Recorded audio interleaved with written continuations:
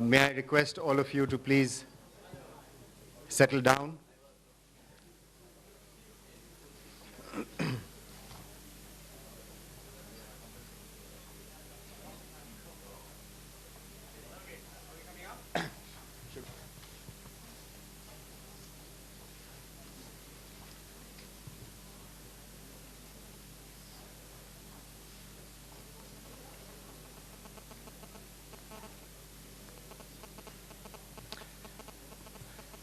Apologize for this short delay, but I'm sure you've all been looked after well during this period. If you permit, we will begin this session. Good evening, everybody. Shri Montek Singh Ahluwalia, Deputy Chairman, Planning Commission, distinguished speakers who have made the effort to come from afar, academics, policymakers, friends of ICRIER, representatives from print and electronic media, ladies and gentlemen. It gives me immense pleasure to extend a warm welcome to all of you to ICRIER's 5th annual G20 conference. Many of you in the audience have participated in this conference before, and I welcome you back. And for those participating for the first time, a warm welcome, and I do hope that all of you have a very productive meeting. This meeting has been made possible by generous financial and intellectual support from our long-standing partners in this initiative. The Asian Development Bank Institute, ADBI, that will be represented by Dr. Jeha Park. Kawai Sa, the Dean of ADBI, and the Deputy Dean Ganesh, unfortunately, cannot be here this year. IMF, represented by Tom, who is in the audience, and the World Bank by Honorul will be chairing sessions, technical sessions during the program. We thank Lars Schmidt and Pankaj Madan from Konrad Adenauer Stiftung, KAS, who's been supporting this conference since its inception. We have a new partner this year in the Stanley Foundation, USA, represented by David Shore. David Shore is in the audience. We are immensely grateful to ADBI, World Bank, IMF, KAS, and the Stanley Foundation for the invaluable support and encouragement throughout the planning stages of the conference. Since 2009, ICRIER, along with its partners, has been organizing the annual conference that brings together academics, key policymakers from G20 countries, international financial institutions to deliberate on a range of issues. The previous 4 ICRIER conferences in this series, this is the 5th, were held prior to the Toronto, Seoul, Cannes, and Los Cabos G20 summits and had deliberated on the then G20 agenda. Concise summaries of these conferences have been published and widely circulated amongst IFIs, think tanks, government officials, both in India and abroad.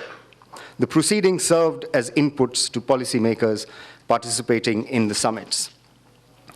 We've somewhat upped the ante last year. In addition to the summary of the proceedings, last year's conference is being produced as a book that should be on the stands in December this year, 2013, although you will be able to spot the flyers on the publicity desk during the conference from tomorrow onwards. Published by Springer Verlag, it has been edited by Mike Callahan of the Lowy Institute, Chetan Ghate of ISI, formerly ICRIER, Stephen Pickford of Chatham House, London, and Francis Rathinam, now with the DFID and also was with ICRIER at the time of the 4th conference. Mike could not make it this year due to, I guess, the Australian election and the fallout from there. We'll miss Mike, and Stephen, who was here last year, cannot make it because he has some important engagement in England. Chetan will be speaking, who is here, will be speaking at one of the technical sessions, while Francis, hopefully, would be around in the audience for some of the sessions as well. For this year's conference, we are again planning to publish an edited book, and we are in touch with the speakers who will convert some of their presentations that you will see in the technical sessions into full-fledged papers. I don't think I'll take too much time describing the agenda for the conference. I'll just cut to the chase.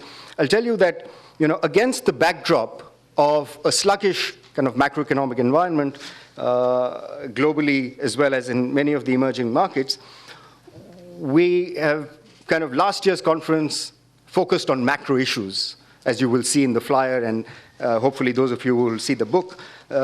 Last year's conference focused on macro issues, and those issues were the Eurozone, global imbalances, financial regulatory reforms, reforming the international monetary system, a macroeconomic policy agenda, and austerity and growth, a debate that was raging at this time last year. So these were all macro issues, and we decided that this year, although we will focus on the macro issues, we've somewhat trimmed the focus on macro issues for the conference, but not by much, given that macro-prudential regulation, macroeconomic policy coordination is a core of the G20 agenda. So we haven't completely eliminated it. So you will see some macro focus in our conference that begins with the technical sessions tomorrow. The issues of growth, global imbalances, macro policy coordination will be discussed. Not to say they won't be, they will be discussed, but alongside these, if you've had a look at the program, the conference also delves into issues of global food security, energy sustainability, long-term investment finance, trade and protectionism, and jobs, all of which have found an emphatic mention in the G20 communique coming out of St. Petersburg 10 days ago. And our agenda was prepared much before the communique came out of St. Petersburg. So it is nice that we are going to be talking over the next 2 days of issues that reverberate in the St. Petersburg Action Plan. Besides the technical sessions, we are fortunate that our chairperson, Dr. Ahluwalia, has been able to persuade the finance minister to come for a brief while to inaugurate the conference tomorrow. And thereafter, we will hear from Sergei Drobyshevsky, the Managing Director of Russia's G20 Expert Council, and Ms. Holdaway, General Manager, G20 Division, Australian Treasury, about the Russian and the Russian experience and the Australian vision for G20. So the past president and or Russia is still the president until December, and then Australia takes over in December. So we'll hear both from Russia as well as from Australia. Before I step aside, let me say how privileged we are to have our G20 Sherpa for this evening's dinner talk. Shri Montek Singh Ahluwalia needs no introduction, and the bio, the CV is in the folders. But let me mention a few things. Is currently Deputy Chairman of the Planning Commission, has been a key figure in India's economic reforms. I'm not exaggerating or overstating, but whichever G20 conference that I've attended in India or abroad, Montek's articulation, erudition, and sharpness have been the subject of awe and inspiration. So thank you very much for being here. For his outstanding contribution to economic policy and public service, he was conferred the prestigious Padma Vibhushan by the President of India in 2011. Montek has got a bachelor's degree from St. Stephen's and thereafter degrees from Oxford, and has been a Rhodes Scholar. All this is there in the CV before you. Let me, before I conclude, say that Montek has also published widely in journals that economists would die for. He's published in the American Economic Review, the Quarterly Journal of Economics, the Journal of Development Economics, the World Development Journal of Economic Perspectives, and for the popular media. The range of his work and publications are truly breathtaking. He effortlessly straddles both worlds of academic and policymaker, when most of us live in either one or the other. Montek has received several honorary degrees, including an honorary doctorate from the Oxford University. He's an honorary fellow of Magdalen College, Oxford, and a member of the board of directors of the Global Greek Growth Institute, South Korea. What more could one ask for a dinner talk inaugurating our G20 conference? May I now request Montek to give the inaugural lecture and thank him generously for agreeing to do this.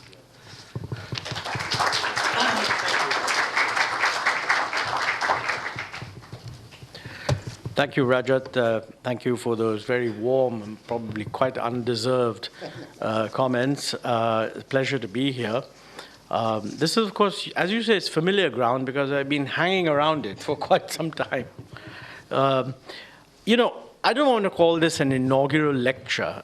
You're going to hear the finance minister giving a keynote lecture, and you're about to move into dinner. So this is the time, if you like, for kind of reflections. So what I'd like to do is, with the advantage of having been associated as a Sherpa and sort of therefore watching the meetings, give a few reflections on how is the G20 evolving and maybe focus on some of the issues and maybe address the question sort of what are its challenges as it goes ahead. Now, you all know that it was set up to be the premier international forum for discussing economic issues. That was sort of a recognition that the G7, later the G8, had become too restrictive a grouping to be dealing with all kinds of economic issues, given that a large number of developing countries, China being the largest, then some of the others, were not only growing in scale, but were, given their likely growth differentials and looking ahead, were going to become much more important as a part of the global economy. So it just didn't make any sense for the G7 to be deciding international economic issues amongst themselves. And that was the original idea. And I think one might ask, sort of, how's the group done? And does one think that that self-image will survive? And, you know, I think there's general agreement on the part of many people that in the initial period of sort of just coping with the crisis of 2008, because that's when the G20 at the summit level was set up. I mean, the G20 at the finance ministers level existed since 1999 and were put together by Paul Martin of Canada.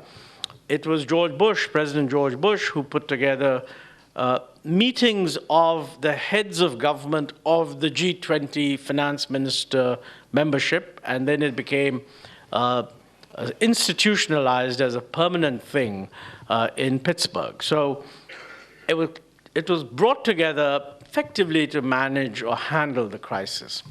And, you know, by one standard, I would say it handled it quite well, because, you know, when you consider that when it happened, there were any number of people sort of saying this is going to be like the Great Depression. And I remember that 1 year after, actually in 2009, the Financial Times invited me to participate in a series of, contribute to a series of op-eds on the question, is capitalism dead? I had a pretty shrewd suspicion that it wasn't dead, but I really didn't want to contribute to the series.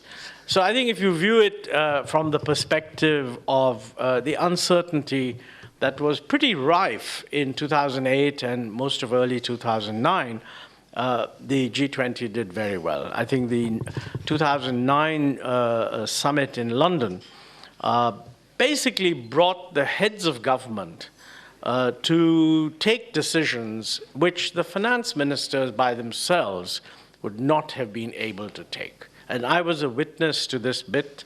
And at that time, the basic proposition that you had to put aside the normal conservatism of fiscal policy and resort to some kind of stimulus was not something which was actually acceptable at the finance minister level. Particularly many of the European finance ministers had quite genuine doubts about it. And also there was a lot of unwillingness to contribute to creating a large enough pool of resources with the IMF. And that logjam was really broken in the London summit, where, you know, the IMF got an extra 500 billion SDRs or some such thing. And that's not a small change. So, and thereafter, it wasn't like the Great Depression. Actually, the economies of the world rebounded rather well, and then, of course, got caught with the Eurozone crisis and the sovereign debt crisis. And it's absolutely true